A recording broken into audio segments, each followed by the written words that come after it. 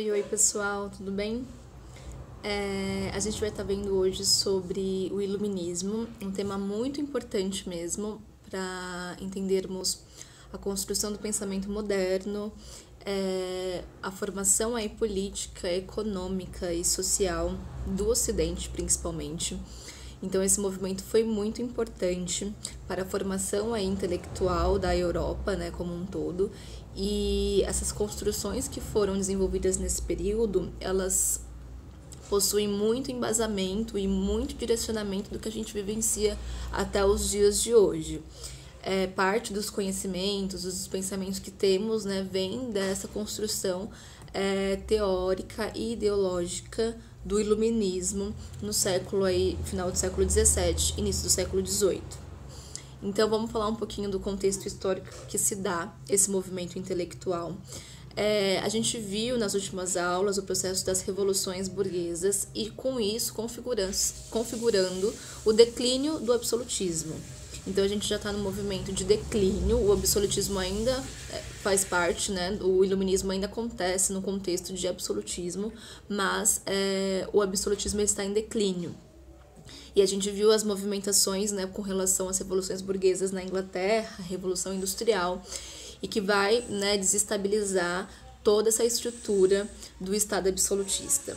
A gente tem também a ascensão significativa da burguesia, sobretudo, né, quando acontece a Revolução Industrial na Inglaterra, e que ela já tinha, né, já vinha conseguindo alianças, aí um sistema de alianças com o rei, mas a gente vê que a burguesia ela começa a ganhar cada vez mais participação política, cada vez mais reivindicando os seus direitos, né? Lembrando que quem era a burguesia lá no começo, né, no auge aí do sistema absolutista, era a única que pagava impostos, né? Era o terceiro estado que pagava impostos. Então a gente tem essas revoluções burguesas, né, que vão se contrapor a esse sistema, a esse estado absolutista. E nesse momento a gente tem a significativa ascensão dos burgueses que vão questionar e lutar contra, né, até que chegar ao fim do sistema e do estado absolutista. E aí o século das luzes, a gente tem esse movimento intelectual de esclarecimento, de iluminação, né, por isso que vem a palavra iluminismo, com base nas revoluções burguesas, que vai surgir aí, né, no século XVII e século XVIII no território europeu. A luz representa a filosofia, né, ilustrada, que vai nortear todos esses pensadores, e as trevas, que vai ser chamado, aí, que vão classificar como antigo regime. Então, são eles, né, os iluministas, que vão colocar esse nome, antigo regime, para o que foi o sistema absolutista, o estado absolutista da época. O iluminismo, gente, ele tem um caráter muito mais voltado a questões econômicas, a questões políticas, né? E colocando aí uma comparação com o que foi o Renascimento, a gente tem mais direcionamento no iluminismo a essas questões jurídicas, do sistema político, do sistema econômico. Lá no Renascimento a gente viu coisas mais voltadas a questões culturais, né? Baseadas na estética. A apresentação aí das obras, né, Michelangelo, Leonardo da Vinci, são questões mais baseadas no teor estético. Aqui a gente tem movimentos que se configuram para o teor político e econômico da sociedade europeia da época. Aqui eu coloquei, gente, uma definição, uma visão do Karl Marx, né, mais materialista sobre o que foi o movimento iluminista. E o Marx, ele fala que o movimento foi um movimento burguês e ideológico, porque, na verdade, ele vai evidenciar uma falsa universalidade, né, essa questão de liberdade, de igualdade, mas vai beneficiar somente a burguesia. Então, ele fala que é um movimento ideológico, né, que coloca a ascensão da burguesia e do capitalismo, e na busca aí de reformas econômicas e a construção do liberalismo, que a gente vai ver o liberalismo político, econômico, e nos fins dos privilégios da nobreza. Então, é uma visão do Marx, né, sobre o que foi o iluminismo, colocando aí os contrapontos do movimento, mas que é muito importante, né, para a gente entender aí abertamente, de forma bem material, esse movimento também. O iluminismo vai ter alguns elementos constitutivos, né, dos pensadores que vão ser muito importantes para nortear a construção do conhecimento, do pensamento e tudo mais. Dentre eles, a razão, né, o racionalismo, e nesse momento a gente tem a separação da razão com a fé. A fé passa a ser um elemento, uma ferramenta, né, voltada apenas para questões religiosas e não mais direcionadas ao pensamento, à formação aí, de construções políticas junto da fé. Então a gente tem o racionalismo como o norte de tudo isso. A gente vai ter também o humanismo, então relações aí consideradas humanas, né? O homem, ele consegue construir a sua sociedade, controlar a sociedade. Então a gente tem questões voltadas para esse humanismo, que vai colocar os seres humanos como capazes mesmo de produzir conhecimento, de alterar a sociedade em que vive, de lutar, se rebelar contra tudo isso. Então são relações bem humanas. Liberdade política, liberdade econômica. As pessoas, elas vão conseguir ter essa liberdade política, que vai se manifestar na participação política dessas pessoas em sociedade, limitando o poder, né? Limitando o poder aí do governante, coisa que não acontecia no absolutismo, né? A gente tinha o poder centralizado na mão do rei, né? Na figura do rei. Então eles vão contrapor tudo isso, dando liberdade econômica para os representantes aí da sociedade, né? A participação dessas pessoas poderem se rebelarem contra e se manifestarem, né, seus anseios, suas vontades, suas questões acima mesmo da própria vontade aí do governante. E a liberdade econômica, colocando aí a não intervenção do Estado. Então a gente tinha um Estado muito forte, baseado na política econômica do mercantilismo. Aqui a gente vai ter a ideia do liberalismo econômico, a liberdade econômica, né? Então o mercado, ele se torna livre sem a participação aí e a intervenção do Estado na economia. Então a gente vai ver também as leis naturais do mercado e essa concepção aí da crítica, né, direta à atuação do Estado absolutista, que era bem forte, né, era um regime estatal, e a gente vai ter agora essa crítica, esse intervencionismo do Estado. E aí a gente vai ter também a questão da igualdade de direitos, né, então as pessoas, elas têm igualdade como o princípio para a vida na sociedade, então todos são iguais, né, e negando os próprios privilégios da nobreza, né? A gente lembra que tem uma nobreza no Estado absolutista que tinha vários privilégios por questões de nascimento, de participação política, de participação econômica. Então a gente vai ter aqui agora a questão da liberdade, né? Igualdade aí de direitos entre os cidadãos. E o laicismo, que é a separação aí da religião do Estado, né, das questões políticas. Então o Estado, ele é laico, ele dá liberdade de religião para as pessoas, né, para os cidadãos, e ele não intervém aí em questões religiosas com política. Então isso se direciona bastante ao que a gente vivencia hoje, né, principalmente no Ocidente, o Brasil, a gente tem um Estado laico, tem essa questão de igualdade de direitos, garantidas por uma Constituição, liberdade política, liberdade econômica. Hoje a gente vive o neoliberalismo, né? Mas aqui a gente já começa a falar do liberalismo, que é essa política econômica que vai começar a ser construída nesse momento. Vamos falar um pouquinho sobre os pensadores, né? Os pensadores aí iluministas. Dentre eles, a gente vai ter o Locke, bastante importante aí, né? Ele teve presente nas participações inglesas das revoluções burguesas, e ele vai ser um pensador bastante importante por conta dessa construção, né, da obra dele, que é uma das mais faladas, é o segundo tratado sobre o governo civil. Ele vai colocar a questão do empirismo, né? Então as pessoas, elas nascem como uma tábula rasa, né? As pessoas, elas vão conseguindo construir o seu conhecimento a partir das suas experiências. Então a gente tem essa possibilidade de construção, a gente nasce sem conhecimento nenhum, e a gente vai construindo a partir da experiência que a gente vai ter na sociedade. Só que para isso acontecer, é necessário que haja os direitos naturais dos seres humanos. E quais são esses direitos naturais, né? É necessário que haja a obtenção, né, esses direitos naturais que devem ser de cada um. Então, a vida, o direito à liberdade e o direito à propriedade. Mas a propriedade, você vai conseguir esse direito através do trabalho. Então, todo cidadão ele tem direito, esses direitos naturais, esses direitos universais e inalienáveis, né? Fazendo com que haja a formação aí desse pensamento, né, liberal e um liberalismo bem político mesmo. Então, o Estado ele tem que garantir esse direito à vida e esse direito à liberdade e à propriedade, né? Então a gente tem toda essa questão aí meritocrática que vai ser colocada, que vão ser a base também, né, do pensamento dele. Então uma pessoa, para ser um bom representante civil, ele vai ter que conseguir trabalhar bastante para ter toda essa questão assegurada aí pelo próprio regime político, né?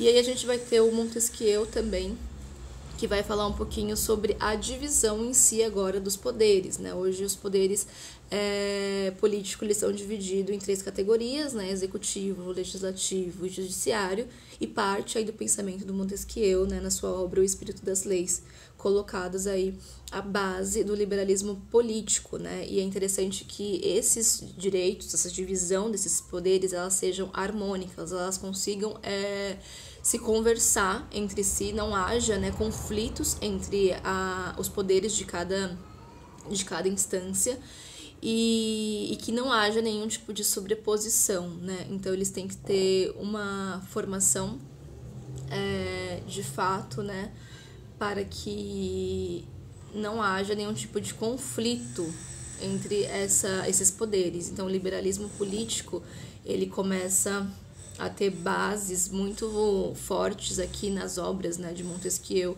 por conta dessa divisão dos 3 poderes. E aí a gente vai ter, gente, Voltaire também falando um pouco mais sobre a questão da liberdade religiosa. Então, o Voltaire, ele vai, na sua obra sobre Tratado sobre a Tolerância, ele vai criticar diretamente a questão da intolerância religiosa. Isso a gente viu, né, principalmente em alguns representantes absolutistas na França, e ele vai criticar tudo isso, esse sistema de intolerância, e ele vai defender a liberdade de expressão. Então, a gente vai ter uma atuação muito forte através da obra de Voltaire sobre o anticlericalismo, né? E questões sobre as estruturas de privilégios da igreja. Então, ele vai defender a liberdade religiosa e a liberdade de pensamento mesmo. Tem uma frase que é direcionada a ele, mas que não é dele necessariamente, que ele fala: posso discordar absolutamente das suas ideias, mas nunca vou discordar da sua possibilidade de manifestação, né, de opiniões, a liberdade de expressão. Então, ele coloca muito bem essa questão da liberdade, né, direciona a questão religiosa, mas pode ser aplicada para qualquer tipo de liberdade de expressão nesse momento. Então, os iluministas eles tinham essa questão dos pensamentos diversos, dessa liberdade entre os cidadãos. A gente vai ter os enciclopedistas agora, né, o d'Alembert e Diderot, que vão colocar a formação do pensamento. Eles vão organizar esse pensamento, né, mais simplificado, e para que haja abrangência dos conceitos iluministas. Então, o que é a enciclopédia, né? Aquele grande livro que tem um conjunto muito grande de conhecimentos que vão ser compilados aí e que vão abranger os pensamentos dos iluministas nesse momento.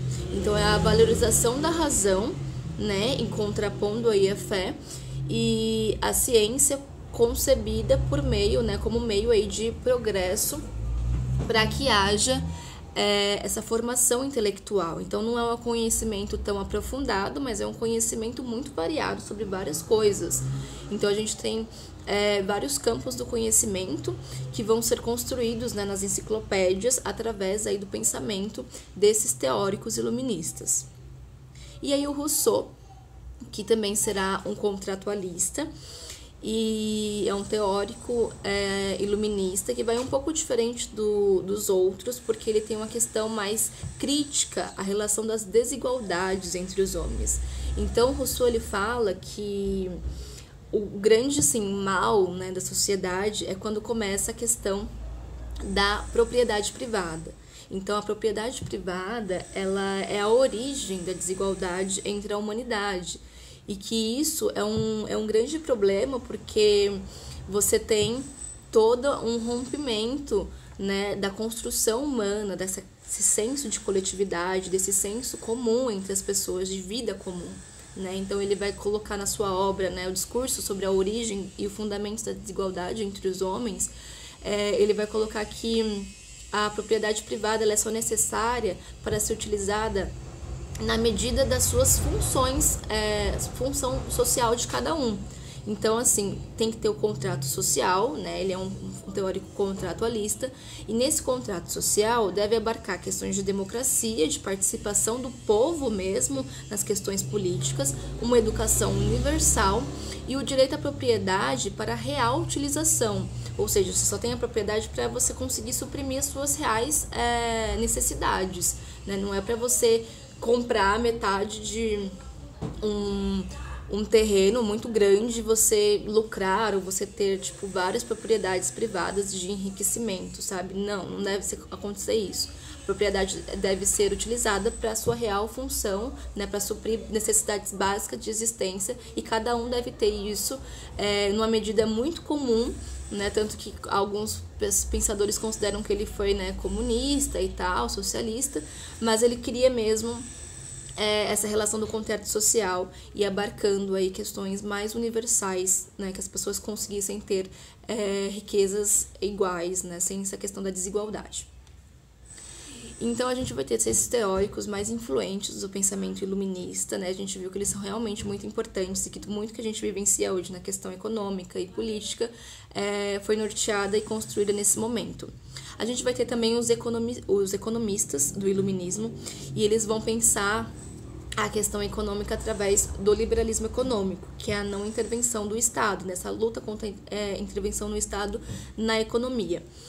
Inicialmente a gente vai ter a escola de fisiocratas, que vai colocar a economia, né, com a fonte de riqueza direcionada à agricultura, e ela vai colocar um movimento importante que é a economia com as suas próprias leis, né, as leis naturais da economia. Assim como a física, assim como as outras áreas do conhecimento possuem leis naturais, a economia também deve ser vista como uma área do conhecimento que tem as suas próprias leis. E nesse momento, a gente vai ter, através dessa escola, né, de fisiocratas, a questão do laissez-faire, laissez-passer, né, deixe fazer, deixe passar.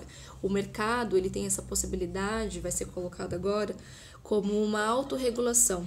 Ele consegue se autorregular, ele tem as suas próprias leis econômicas, então deixe fazer, deixe passar. Essas bases, né, da escola e dos economistas vai dar possibilidade também para o pensamento, né? E aí começa a se direcionar do pensamento do Adam Smith na sua obra A Riqueza das Nações. O Adam Smith ele foi um teórico muito importante para a economia. Ele desenvolveu o liberalismo econômico, né, da sua forma mais clássica, e a economia clássica do pensamento aí, europeu, ocidental, que baseiam a questão do liberalismo econômico. Então ele foi muito importante, ele é muito estudado, só que ele vai colocar uma questão muito importante aqui nesse momento, que a fonte de riqueza não vem mais da agricultura, e sim do trabalho. E aí ele vai considerar a questão do trabalho livre, sem a interferência aí, do Estado, e a questão do modo espontâneo, né, do mercado, que ele consegue se autorregular, tem a questão da mão invisível. E aí, para que haja uma harmonia de tudo isso, dessas relações econômicas, é necessário que haja a livre concorrência, a divisão do trabalho, né, colocando aí suas especificidades e particularidades de cada categoria de trabalho, e o livre comércio. Então a gente vai ter toda uma política econômica que vai contra tudo aquilo que estava sendo construído pelo mercantilismo. Então a livre concorrência, a não intervenção do Estado, e aí a gente tem também já a divisão do trabalho, isso vai ser muito articulado pela Revolução Industrial que já está acontecendo. Então são todas práticas econômicas que vão mudar esse cenário europeu de relações comerciais, configurando o liberalismo econômico. Todo esse movimento foi muito importante para modificações políticas, econômicas na Europa Ocidental, e isso vai se propagar pelo Ocidente como um todo. E aí a gente vai ter um movimento que vai atuar de fato com os representantes absolutistas, que a gente está ainda no absolutismo, né, e no seu declínio.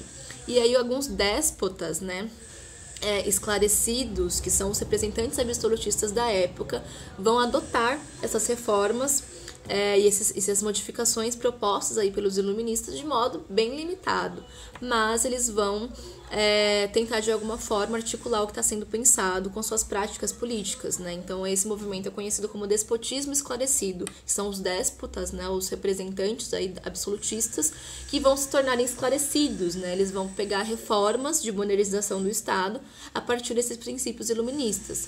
A gente tem um importante que foi o Marquês de Pombal, né, baseado aí que ele era um ministro do representante de Portugal, e vai atuar aqui no Brasil com modificações, né, bem limitadas, mas significativas de alguma forma.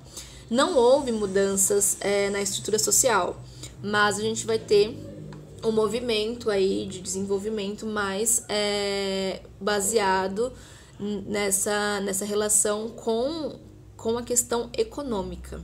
Então vai haver uma contradição muito expressiva nesse momento, porque esses déspotas esclarecidos, eles vão continuar com políticas absolutistas, mas por outro lado eles vão ver que a economia iluminista ela é bem eficiente na questão de avanço e desenvolvimento econômico. Então eles vão começar a usar essas práticas econômicas iluministas e que vai estabelecer uma certa contradição, né? Então eles vão querer preservar ainda o poder centralizado na mão do rei, por exemplo, e nos aspectos aí da política absolutista, mas por outro lado eles vão tentar articular essa economia iluminista sem intervenção do Estado, livre mercado, a livre concorrência. Então, basicamente foi isso, vai ter bastantes representantes aí que vão se colocar como déspotas esclarecidos, mas também que não vai haver modificações tão significativas assim. Então é isso, gente. Aqui eu coloquei uma frase de um texto, que eu deixei 2 textos como indicação, para a gente pensar o iluminismo na sociedade que a gente vive atualmente, principalmente no Brasil, né? De capitalismo dependente, no momento que a gente está vivendo agora da pior crise do capitalismo da história da humanidade, vivendo uma pandemia. Então eu coloquei 2 textos interessantes que mostram essa relação de construção do pensamento moderno aí a partir do século XVIII com a sociedade que a gente vive atualmente. Uma sociedade que se diz democrática, uma sociedade que prega aí atualmente nas questões da liberdade, mas que, por outro lado, tem vivido constantemente, né, ataques à democracia, ataques à Constituição, ataques aos direitos dos cidadãos, né? Então aqui, num dos trechos do texto que eu coloquei, no final o autor ele coloca assim: a ilusão me diz que sou livre e vivo numa democracia, porém no mundo real existem balas que podem me matar. Nesse embate entre o real e a fantasia, por precaução, eu fiquei em casa, mesmo com a Constituição cidadã em pleno vigor. Se a democracia é a guerra por outros meios, sem a democracia, a guerra emerge pelos meios tradicionais. E o que a gente está vivendo agora é um momento de emergência de várias guerras. E a gente sabe que o atual representante político, o atual governo, a atual ideologia que se coloca aí na sociedade brasileira, ela mascara diariamente as guerras diárias que a gente vive, né? Por mais que haja uma constituição cidadã, por mais que haja um liberalismo político, uma constituição que fale que todos os cidadãos são iguais perante a lei, que todas as pessoas têm direito de ir e vir, e toda essa questão de liberdade foi construída, gente, no movimento iluminista, né? A gente é livre, igualdade, liberdade, fraternidade, os lemas da Revolução Francesa. Tudo isso, né, e mesmo assim a gente opta por ficar em casa em muitos contextos, né, em contextos de guerra nas periferias, em contextos de polícias matando os jovens negros.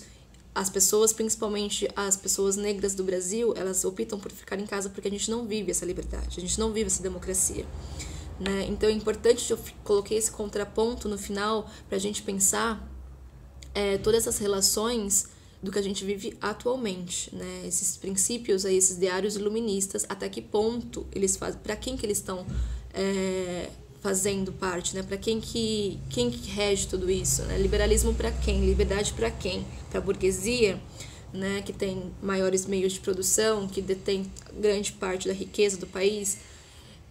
Pensar tudo isso, pensar a crise capitalista que a gente está vivendo agora, né? A questão da civilização, pandemia, eu acho importante, eu achei bem legal esses dois textos para a gente dialogar sobre a realidade brasileira e toda essa construção de pensamento moderno europeu, que foi a base política do Ocidente e está vigente até os dias de hoje, mas até que ponto isso tudo fez sentido e até que ponto a gente consegue aí pensar a partir do que a gente vive materialmente na sociedade para tentar reconstruir tudo isso, né?